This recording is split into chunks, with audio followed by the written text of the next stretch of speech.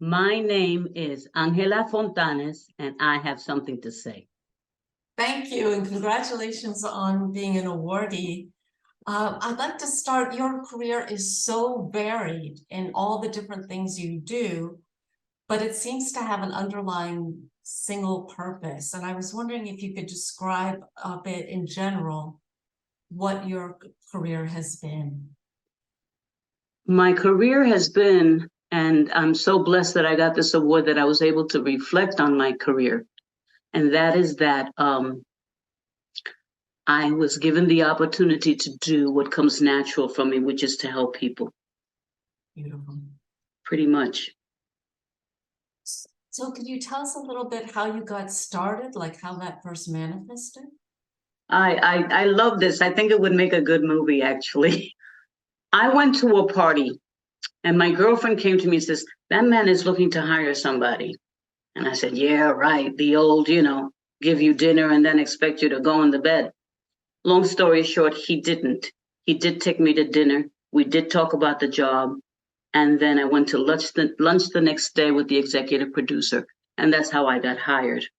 I was hired at WNET PBS, which at the time had no, repeat, no, not even in the mailroom, no, people of color or women in any kind of position.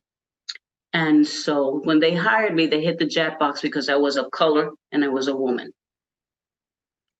So that is where I started. I started at an entry-level position, but because of the times and because it was mostly an all-Black staff, there was a white producer, and initially the executive producer was white. But because everyone was mostly of color, or Black specifically, it was a very supportive environment to help people get up. And so one of the things that we did was start the WNET Film Training School. And we were able to train people to the point that some of those students became my camera people, my sound people, and went up in the world to produce and have their own production companies. So that's where I started. And I started, as I said, in an entry-level position. And in a year, I had started producing. And I started teaching at the training school. And that's kind of where I started. My career started. That's incredible that you moved up so quickly. I did. I was kind of in the right place at the right time, although it wasn't the right time because it wasn't anybody. They did a lawyer approached me because there was a Spanish show that was local and they wanted to go national because we were the only Black national program on the air. We aired once a month. There were some local Black shows. But he said, "Boy, you really hit the jackpot for WNET because you're of color and you're Latina, and there's nobody else in the country." That still blows my mind that there was nobody else in the entire country like me. So I traveled a lot with Black Journal, and when I went to Detroit, I remember this woman said to me, "You must be Melba Tolliver," because she was the only person of color on television at the time, and Melba Tolliver was a Black newscaster. So it was an incredible time, but it was a time that women and people of color started getting into the industry. And I'm very curious about that then. I mean, being the first one is a phenomenally heavy load to carry by oneself. How did you do that? It didn't seem like I was the only one because there was subsequently other women hired, Black women hired. And so I wasn't the only one. And we were very, very close family kind of environment and supportive of each other. So, it wasn't something that I felt uncomfortable or the only one that stood out. We were family. There were other people of color. And what kind of programming did you produce? The Black journals purpose was to put on TV anything that nobody else would put on. So that was just about everything. But we focused on anything from a profile on Nina Simone, which we got an Emmy for, to covering riots.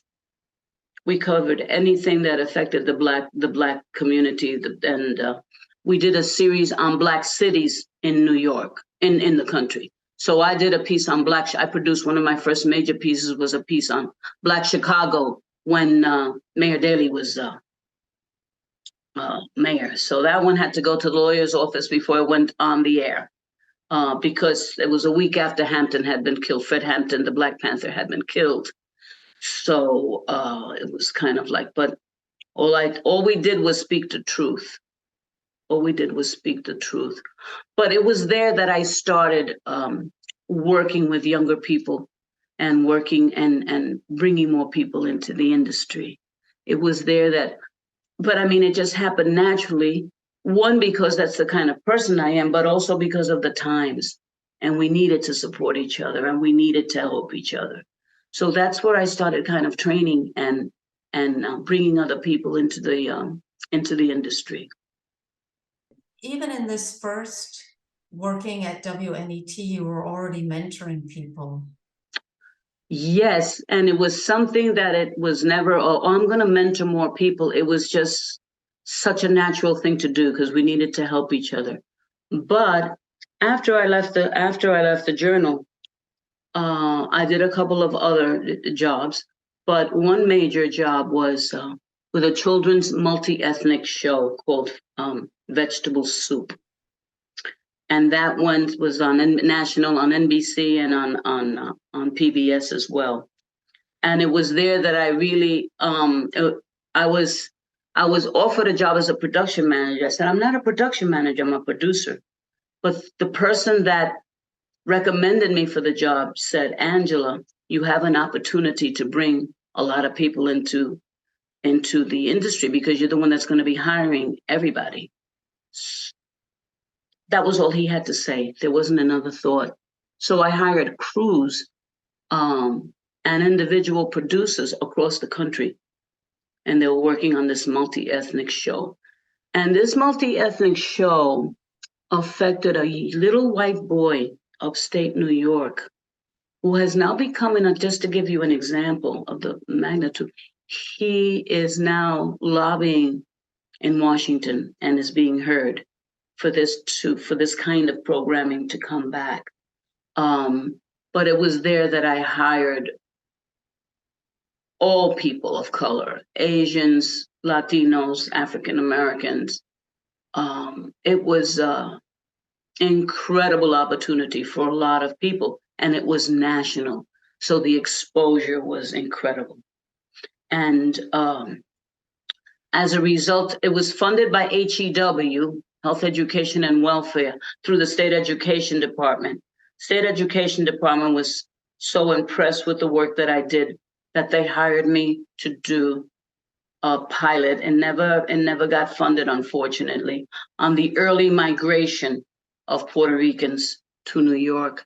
And I was so tickled because when I read up on the thing, I mean, in the 50s, when I was like 8, there were 500,000 Puerto Ricans coming to New York, my God. And I swear a lot of them came through my house because we put up people and helped people get jobs. And it was that tight-knit community. And I really think that had a major, major impact in the big person I came, because that's all I saw and that's all we did as a family growing up, was helping and supporting other people. So it's just what you did. And it's, of course, our culture, period. It's Latino culture.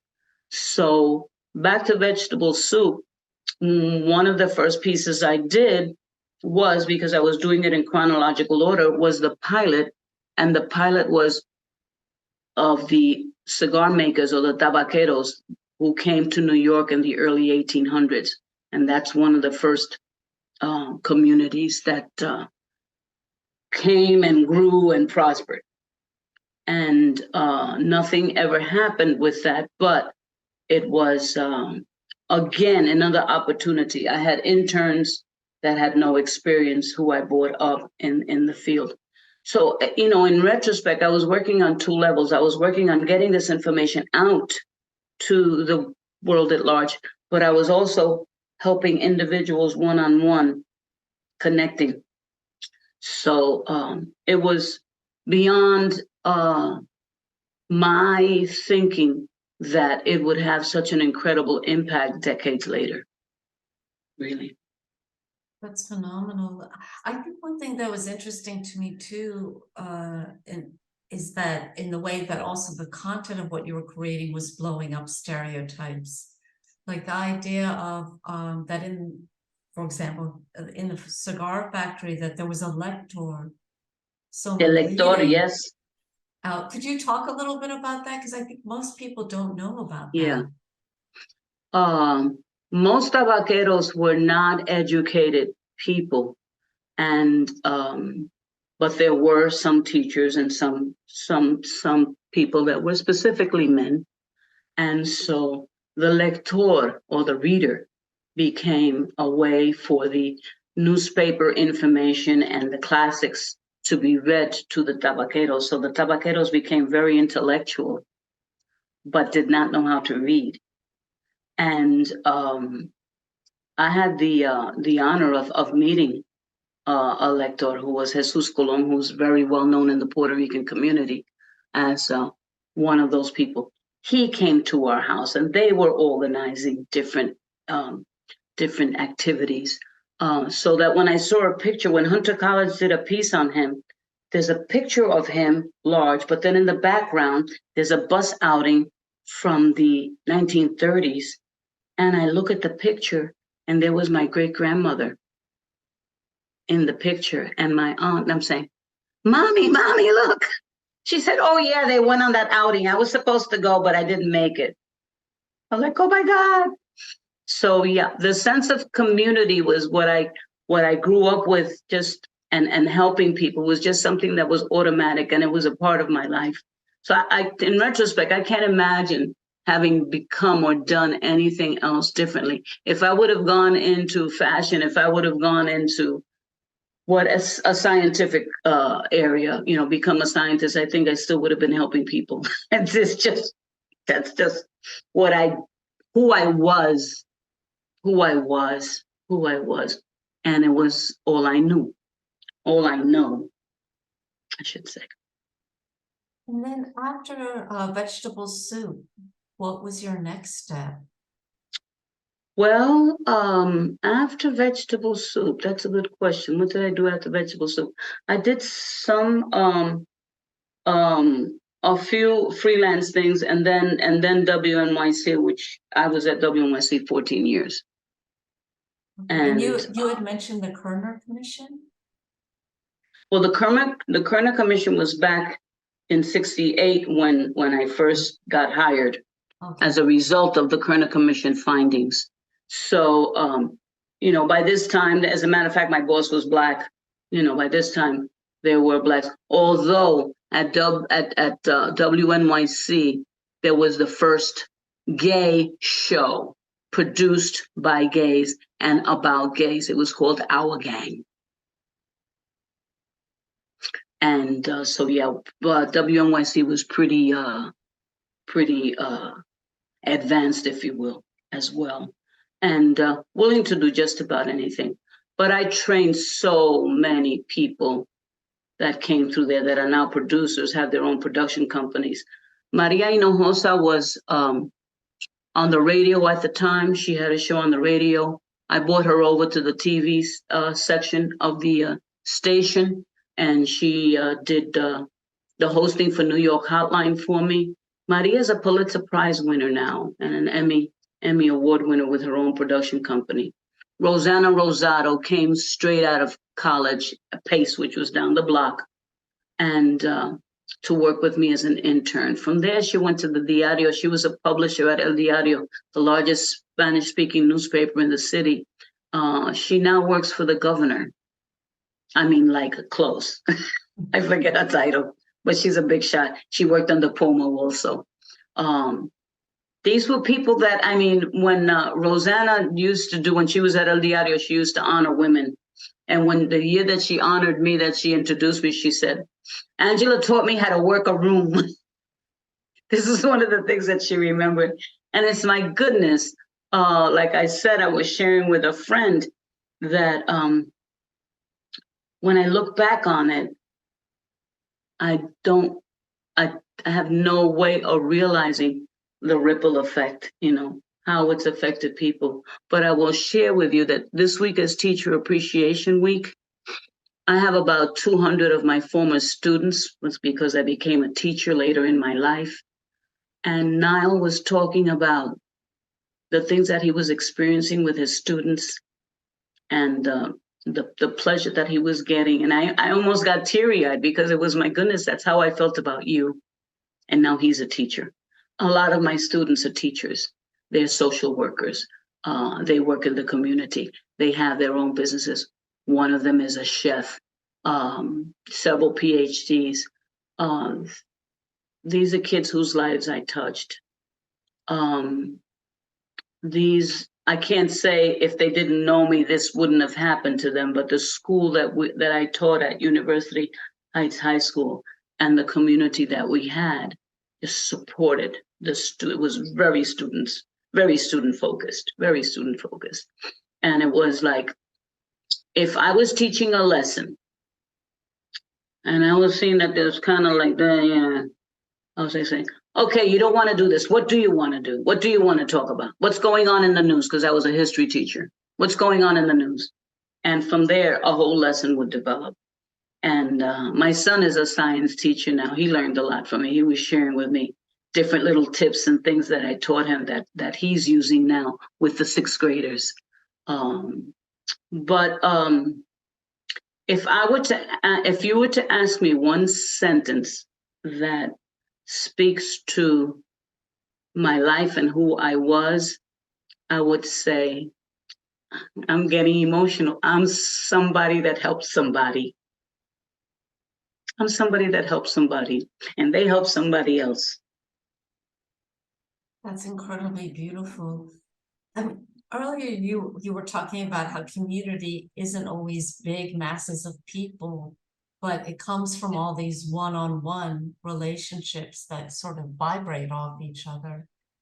I'm wondering if you could maybe share also a little bit, because it seems like you've mentored in so many different kinds of settings, from like a high school to a professional thing. And I'm wondering, like, when you mentor people, are you mentoring them just for professional or for grades, or are you mentoring them as human beings? Like, what do you see as your when I mentor people, I'm very good at recognizing people's strengths and weaknesses, and I work with both. Even now, I do a little informal life coaching. Friends will tell me, please talk to this young lady or whatever, specifically women, although I've mentored men also. I look for their strengths, and I look for their strengths, and I look to strengthen their weaknesses, because that's what I do with me. If this is something that I'm weak at, Angela, you have to do. You hear me talking to myself. I have a girlfriend that I talk to regularly, and I say, I'm trying not to do so much housework now. So the refrigerator, I'm cleaning it bits at a time. Yesterday, I cleaned the vegetable bin on the right, and I said to myself, Angela, don't you dare clean that left bin. Walk away from the refrigerator. I had her on the floor. But back to the question, I look for people's strengths and I look for their weaknesses, and I work with both of them. And it's joyful to see when it happens, when stuff clicks. It's really joyful to see when somebody says, yes, I can do this, and they do it. Can you tell us a little bit more, like, when you work with people on a weakness that they have, how do you approach that so that they're not discouraged, but have the heart to keep, work on it? I naturally, and this I got from my grandmother, may she rest in peace. I got it from my grandmother when she said to me, that used to happen to me, but I didn't let it bother me. And that's what I do. And because these young people, for the most part, admired me so, and I was in a position of some kind of status, it worked well. Said, listen, when I first started, I didn't know. When I first started working in television, I did not know how to work a stopwatch. The person that hired me, who not hired me, but that discovered me at the party, Tony Batten, may he rest in peace. I said, we were going to rehearse and then tape. We were in the studio. Tony, I don't know how to work a stopwatch. Figure it out. Not everybody is born knowing how to work a stopwatch. And so a little tough love, but at the same time helpful. And that's what I did. When you know that you have to do something, there's a little something inside of you if someone is saying to you, you can do it, there's a little something inside of you that believes it. And I cannot tell you how rewarding it was as a teacher for 15 years, because I saw the growth in the child from the first day till June. And it was a joy to see them say, we went by first name basis. Angela, you always told me to do such and such, and I did it, and look, that kind of response. So you work on weaknesses and you work on strengths. I think it's very important to work from your own example, because you looked upon with respect and with expectation to help. Right. I'm wondering if this question is okay to ask, how your spiritual practice Very much a part of my spiritual practice is very much about every aspect of my life. And I was initiated into the Yoruba tradition, which is an Afro-Cuban tradition from Cuba. I would say that was 1974.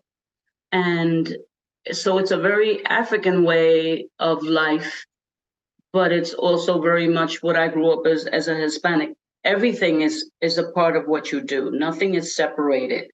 And so, again, the guidance that I give and the way I go about doing different things is very spiritual. Back in 78, 79, I met Marta Vega. She's the woman who's going to be presenting me. Marta had an organization called the Caribbean Cultural Center. She's a founder and the director for many years. She moved on to Puerto Rico now and is director of another organization there. But Marta was like doing her graduate work, and she says this, why don't we know more about people of color, of artists, of culture, of dancers, of musicians, of this and that? And that started her journey. So her organization went from a little office that was loaned to them by the funders to a building that they bought. And Marta was my Angela. She was the one that said, I want you to write a children's folktales book. I can't write. I don't know how to write. I'm a producer, but I'm not a writer.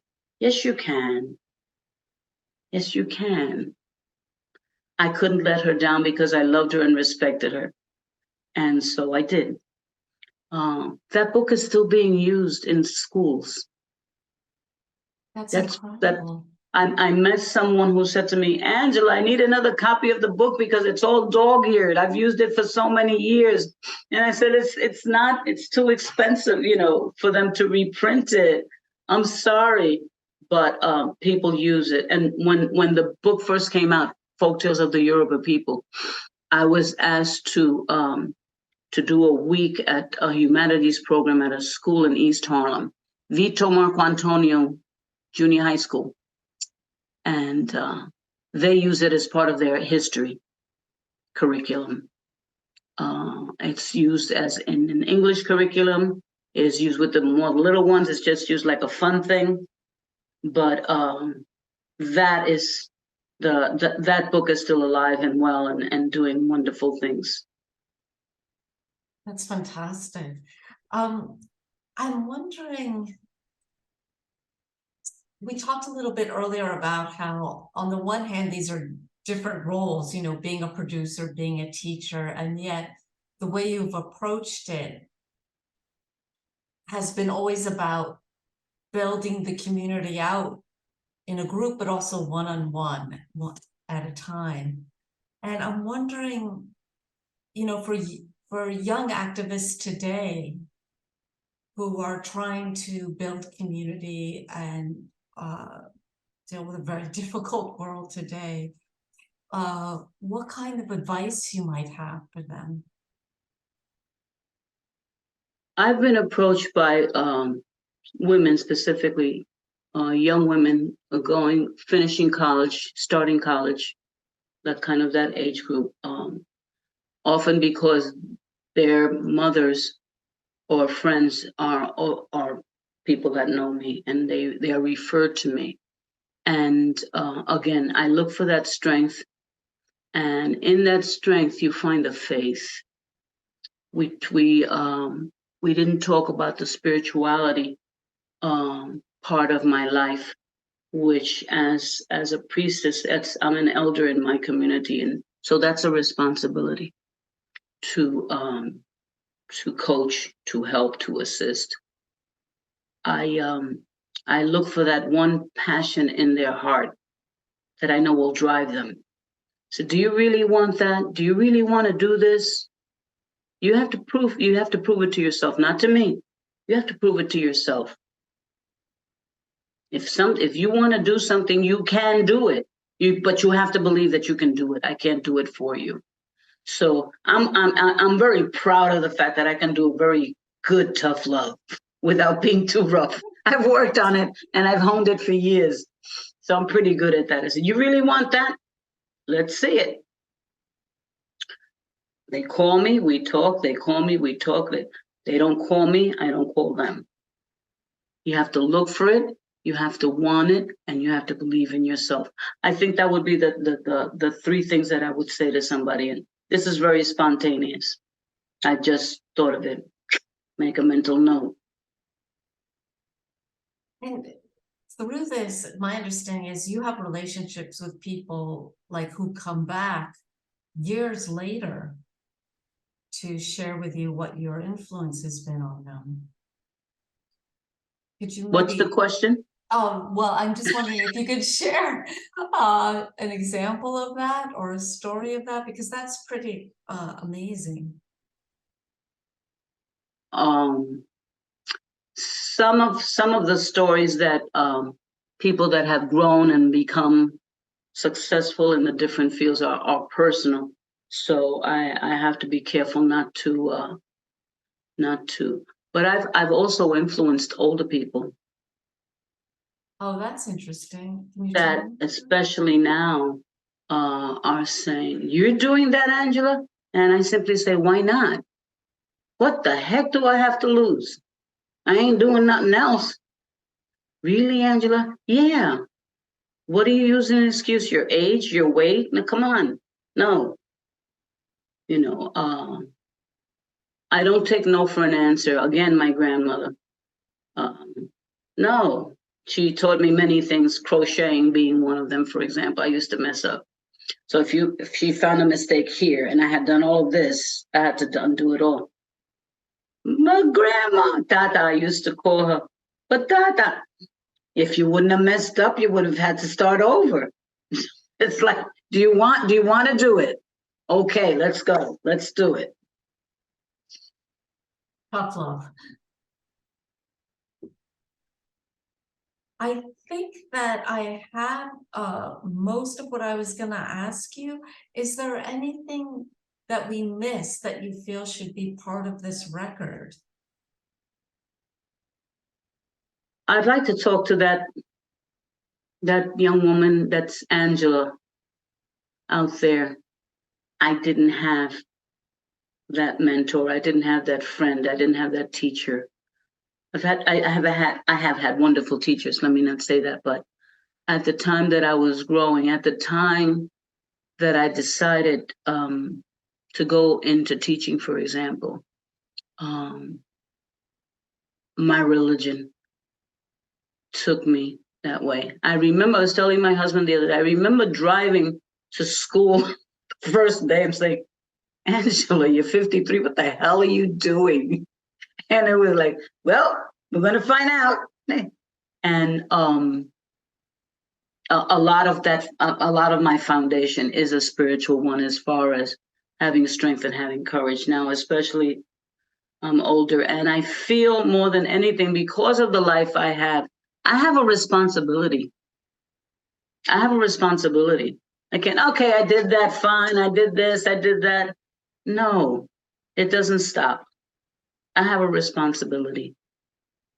And that is something that I take very seriously. I think that's perfect.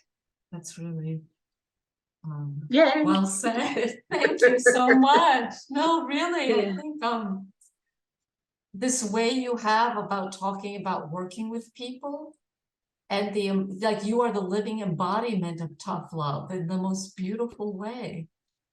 I hope, I swear to you, I hope that if anything, I mean, I'm traveling to New York to do this. I'm in Florida, okay? The main reason I did it was because Elba recommended me, and Elba is a dear friend.